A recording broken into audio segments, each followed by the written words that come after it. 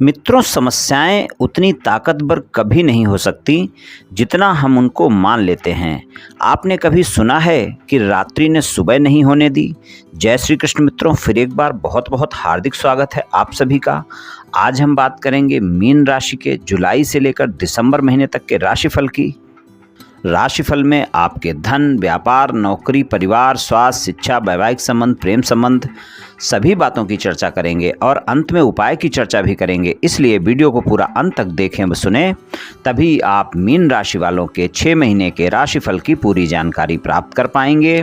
मित्रों, ये राशिफल चंद्र राशि पर आधारित है, यानी मून साइन पर। और जिन लोगों को अपनी राशि नहीं पता है वो लोग अपनी जन्म कुंडली में ये देख लें कि चंद्रमा उनकी किस राशि में है। जिस राशि में चंद्रमा है वही उनकी राशि है। जिनके पास जन्म कुंडली नहीं है वो अपने नाम के पहले अक्षर से अपनी नाम राशि जान सकते हैं और ये राशिफल अपनी नाम राशि से देख व सुन सकते हैं।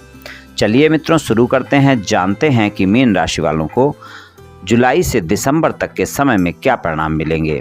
तो सबसे पहले आपके धन की बात करेंगे। धन की बात करें तो धन भाव में मेष राशि है और स्वामी मंगल हैं, और आपके आय भाव में मकर राशि है, स्वामी शनिदेव हैं। आय भाव के स्वामी का गोचर पूरे 6 महीने 12वें भाव में कुंभ राशि में स्वराशि के होकर गोचर करेंगे। खर्चे का भाव है, व्यय का भाव है।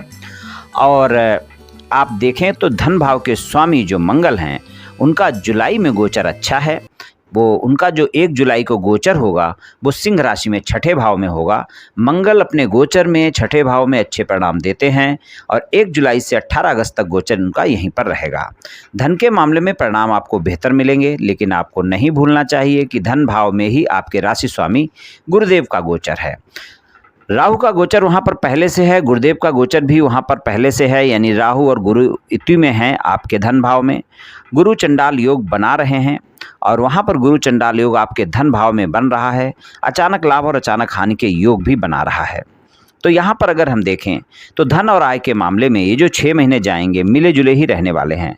हालांकि अगर हम देखें तो 1 जुलाई से 18 अगस्त तक का समय धन के लिए बेहतर परिणाम दिखाएगा, लेकिन वहाँ पर अगर हम देखें 16 नवंबर से वृश्चिक राशि में स्वराशि के होकर नवम भाव में चले जाएंगे और अक्टूबर के महीने में 3 अक्टूबर से तुला राशि में अष्टम भाव में गोचर रहेगा और आपका 28 दिसंबर से धनु राशि में, यानी धनु राशि में वहाँ पर 3 से 4 दिन के लिए रहेंगे। तो वृश्चिक राशि तक गोचर रहेगा सिंह राशि से लेकर। तो जब इनका तुला राशि में गोचर है 3 अक्टूबर से और 16 नवंबर तक, तो यहाँ पर आपको ज़्यादा ही सतर्क रहने की ज़रूरत है। धन के मामले में अगर कोई बड़ा इन्वेस्टमेंट करना चाहते हैं सोच समझ कर करें। व्यापार, कारोबार, नौकरी में कोई आप खर्चा बढ़ाना चाहते हैं, विस्तार करना चाहते हैं, सोच समझ कर करें। तो धन और आय के मामले में यहाँ पर आपको संघर्ष देखने को मिल सकता है। 3 अक्टूबर से 16 नवंबर तक के समय में सावधानी ज़्यादा रखने की आवश्यकता होगी। धन भाव में ही राहु और गुरु की युति है, तो आप इस बात का ध्यान रखकर चलें कि आप 3 अक्टूबर से 16 नवंबर तक अपने धन के फैसले जो भी लेते हैं, आय के मामले में जो भी फैसले लेते हैं, सोच समझ कर लें। बाकी समय जो है धन और आय के मामले में आपको परिणाम सामान्य मिलेंगे। 1 जुलाई से 18 अगस्त तक आपको अच्छे परिणाम देखने को मिल सकते हैं। व्यापार और नौकरी की बात करें, दसम भाव के स्वामी भी गुरुदेव ही हैं, राहु के साथ युति में हैं। 30 अक्टूबर तक है ये युति, तो 30 अक्टूबर तक ये ज़्यादा ध्यान रखना होगा। धन के मामले में भी जो मैंने बातें बोली हैं वो 30 अक्टूबर तक आपको ज़्यादा ध्यान रखने की आवश्यकता होगी। और 30 अक्टूबर के बाद जो राहु का गोचर है वो 30 अक्टूबर को राहु जो है अपने मीन राशि में चले जाएंगे, यानी आपकी राशि में ही हो जाएंगे। तो आपके लिए तो ये चीज़ें बनी ही रहेंगी, आपकी राशि में आएंगे, लेकिन फिर भी युति खत्म हो जाएगी तो वहाँ पर परिणाम आपको अच्छे मिल सकते हैं, यानी नवंबर और दिसंबर आपको अच्छे परिणाम दिखा सकता है। व्यापार, कारोबार, नौकरी की जो बात हम कर रहे थे उसमें अगर हम देखें तो वहाँ पर व्यापार, कारोबार, नौकरी में जो गुरुदेव हैं नवंबर और दिसंबर में आपको अच्छे परिणाम देंगे। धन भाव में होंगे आपके राशि स्वामी और दसम भाव के स्वामी, बढ़िया परिणाम मिलेंगे। नवंबर और दिसंबर में आपको लाभ देखने को मिलेगा व्यापार, कारोबार और नौकरी में। और अगर कोई विदेश से जुड़ा हुआ व्यापार, कारोबार, नौकरी है तो 6 के 6 महीने आपके बढ़िया जाएंगे। वहाँ पर आपको काफ़ी अच्छे परिणाम देखने को मिलेंगे। कोई एक्सपोर्ट इम्पोर्ट का कारोबार है, कोई चिकित्सा क्षेत्र से जुड़ा हुआ व्यापार, कारोबार है, मेडिकल स्टोर है, नर्सिंग होम चलाते हैं, क्लिनिक चलाते हैं, डॉक्टर हैं, आप देखेंगे बहुत अच्छे परिणाम आपको मिलने वाले हैं। वहाँ पर आपको बहुत बेहतर परिणाम मिलेंगे। अगर विदेश से जुड़े हुए किसी कंपनी में नौकरी करते हैं, विदेश में कोई कार्य करते हैं, तो वहाँ पर भी बहुत अच्छे परिणाम आपको मिलेंगे। और बाकी अगर हम देखें तो सामान्य लोगों के लिए नवंबर और दिसंबर का समय ज़्यादा बेहतर परिणाम दिखाएगा। 30 अक्टूबर तक का समय आपको व्यापार, कारोबार, नौकरी में संघर्ष दिखा सकता है। अपने बॉस के साथ संबंधों में वहाँ पर बिल्कुल भी वाद विवाद ना करें, इस बात का ध्यान रखकर चलें। कोई भी नौकरी बदलना चाहते हैं सोच सोच समझ कर बदलें, तो इस बात का आपको ध्यान रखकर चलना होगा। तो कुछ इस तरह के परिणाम व्यापार, कारोबार और नौकरी में देखने को मिल सकते हैं। पारिवारिक जीवन की बात करें, परिवार भाव में ही राहु का गोचर है और आपके राशि स्वामी के साथ युति है। 30 अक्टूबर तक आपको परिवार के सदस्यों के साथ तालमेल ज़्यादा बनाने की ज़रूरत है।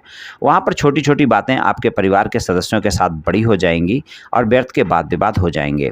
इसलिए इस बात का ध्यान रखकर आप चलें कि पारिवारिक जीवन में 30 अक्टूबर तक के समय में किसी भी बात को बड़ा करने से बचें। छोटी छोटी बातों को बड़ा तो बिल्कुल ना करें, व्यर्थ की बातों को बड़ा बिल्कुल ना करें। इस बात का ध्यान रखकर चलें। अपनी वाणी पर संयम अवश्य रखें। आपकी वाणी के चलते भी वाद विवाद हो सकते हैं, इस बात का भी आपको ध्यान रखना है। पिता तुल्य व्यक्ति जो घर में हैं, बुजुर्ग व्यक्ति या फिर पिता के साथ उनके स्वास्थ्य का भी आपको ध्यान रखकर चलना होगा। खासकर अगर उनके स्वास्थ्य में कोई समस्या चल रही है तो आपको ध्यान रखकर चलने की आवश्यकता है। खुद के स्वास्थ्य में भी अगर कोई समस्या है तो वहाँ पर भी आपको ध्यान रखना होगा। 30 अक्टूबर तक के समय में अगर कोई स्वास्थ्य समस्या आपको परेशान करती है तो वहाँ पर भी आपको ध्यान रखना है। पारिवारिक जीवन के लिए तालमेल बनाना जरूरी है। स्वास्थ्य के लिए थोड़ा सा ध्यान रखना जरूरी है। स्वास्थ्य में हालांकि अच्छे परिणाम मिलेंगे। जो स्वास्थ्य की बात करें, छठे भाव के स्वामी जो सूर्यदेव हैं, उनका गोचर अगर हम देखें जुलाई से दिसंबर तक के समय में, 17 जुलाई से वो कर्क राशि में है, 17 अगस्त से खुद की राशि सिंह में होंगे और 17 सितंबर से कन्या में होंगे। तो वहाँ पर अगर स्वास्थ्य के मामले में हम देखें तो स्वास्थ्य के मामले में 18 अक्टूबर से 17 नवंबर तक के समय में थोड़ा सा आपको ज़्यादा ध्यान रखने की ज़रूरत है और 17 जुलाई से 17 अगस्त के समय में भी ध्यान रखने की ज़रूरत है। हालांकि स्वास्थ्य के मामले में 30 अक्टूबर तक का जो समय है वहाँ पर मैं कहूँगा कि आपको ज़्यादा ध्यान रखने की ही आवश्यकता है, क्योंकि अगर पहले से कोई गंभीर स्वास्थ्य समस्या चल रही है तो वो बढ़ सकती है। इसलिए अपनी दवाइयाँ समय पर लेते रहें। अगर कोई समस्या होती है तो डॉक्टर से परामर्श भी लेना बिल्कुल ना भूलें और स्वास्थ्य में अगर कोई नई समस्या होती है तो भी डॉक्टर से परामर्श अवश्य लें। स्वास्थ्य के लिए 30 अक्टूबर तक के समय में आपको ज़्यादा ध्यान रखकर चलने की ज़रूरत है और नवंबर और दिसंबर का समय उतना बुरा नहीं होगा। वहाँ पर आपको स्वास्थ्य में सामान्य परिणाम मिलेंगे, लेकिन स्वास्थ्य के लिए सदैव मैं यही कहता हूँ, कभी कोताही नहीं बरतनी चाहिए। कभी भी कोई समस्या होती है तो आपको डॉक्टर से परामर्श अवश्य लेना चाहिए। स्वस्थ दिनचर्या अपना, योग प्राणायाम करें, तनाव से बचकर रहें। शिक्षा की बात करते हैं। पंचम भाव के स्वामी चंद्रमा है, सभी राशियों में गोचर कर लेंगे। आपके राशि स्वामी की युति 30 अक्टूबर तक राहु के साथ बनी रहेगी। चौथे भाव और आपके सप्तम भाव के स्वामी जो हैं वो बुध हैं। बुध का गोचर देख लेते हैं। 8 जुलाई से कर्क राशि में पंचम भाव में गोचर है, 25 जुलाई से सिंह राशि में है, यानी कर्क से लेकर वृश्चिक तक उनका गोचर रहेगा। धनु राशि में भी रहेंगे वो 27 नवंबर से और 28 दिसंबर तक धनु राशि में रहेंगे। 28 दिसंबर को बकरी अवस्था में वो फिर वृश्चिक राशि में प्रवेश कर जाएंगे। तो यहाँ पर हम देखें कर्क से लेकर धनु तक गोचर रहेगा चौथे भाव और सप्तम भाव के स्वामी का। और चंद्रमा का गोचर तो सभी राशियों में हो गई। राशि स्वामी अक्टूबर तक वहाँ पर रहेंगे राहु के साथ। तो 30 अक्टूबर तक के समय में मैं यही कहूँगा। हालांकि शिक्षा की अगर बात करें तो आप 6 के 6 महीने अगर एकाग्रता बनाकर रखते हैं, अपना समय इधर उधर नहीं खराब करते हैं, आप बेहतर कर सकते हैं। कोई दिक्कत वाली बात नहीं है। बेशक आपके राशि के स्वामी की युति राहु के साथ है, मन भ्रमित रहेगा, वहाँ पर आपका मन पढ़ाई में ज़्यादा नहीं लगेगा, एकाग्रता भंग होगी।